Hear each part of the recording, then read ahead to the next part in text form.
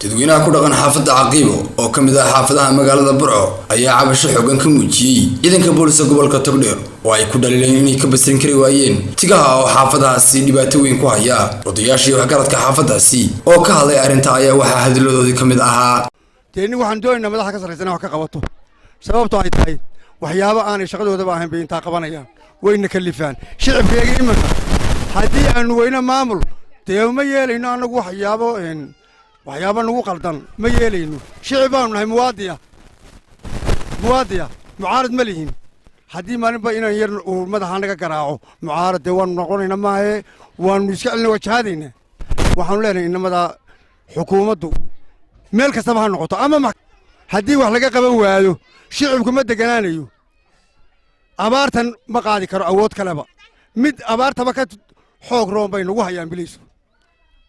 oo nagu hayaan waxa weeye deemahaas faqashtii ma anagu deemaankan kuwaan arki jirinba waxaanu leenahay wax laga qabto wixii ay anagu cabashada aanu soo fudin haddii laga aqbali waayo wallahi anaga waxba nalaba jiraan taanu shicibkan odayaasha reer Burco ee muwaadiga haddaanu nahay waxba nalama jiraan mar haddii arrintaa waxba laga qaban haddaanu nahay odayaasha Burco waxoogaa dhibaato abaad biliisku ku hayaa magaalada si aan qeyrxada baanu ka tirsanay haddaanu nahay magaalada dadka shacabka ay degan waxaan yacni cadaadin xoog lagu hayaa waxaanu leenahay hoos loo eego arrinta dawladdu madaxdu hoos u eegto waxa ka qabato haddii alla ka dhigo biliiska waxa laga qabto hawl badan bay hayaan oo dheeraad ay ku hayaan magaalada waayo caruurtii dadkii qof islaam ah oo iska soo waxba dhimin inta la soo qabto yaa loo halkan fadhiiso lacag aanu waddankaba lagu hayn dadka abaartu haysta dhibaataysan yaa la weydiinaya waa si aad iyo aad dhib u ah wax uu qofku geystay ma jiraan wuxuu dhimay ma jiraan waa iska dad waxa keen ma jirto wax kale ma jiraan dhibtaasaanu qabnaa haddaanu nahay shacabka iyo dadka magaalada ku nool sida ay waliba ama saldhigyada ama u kala sarsareeyaan ayay awood u adeegsanayaan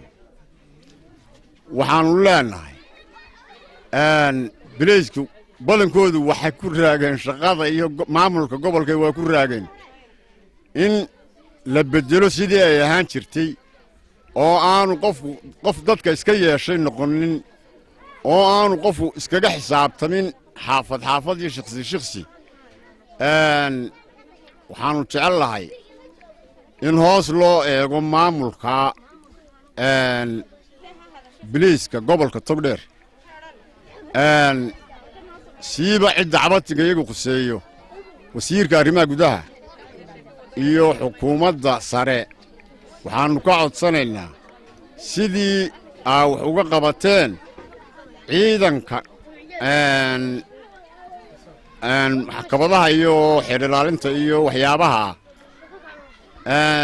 toodu way saarnay cali marka TV-ga caalamiga ee Somali News magaalada Burco waxaan ka salaamayaa xukuumadda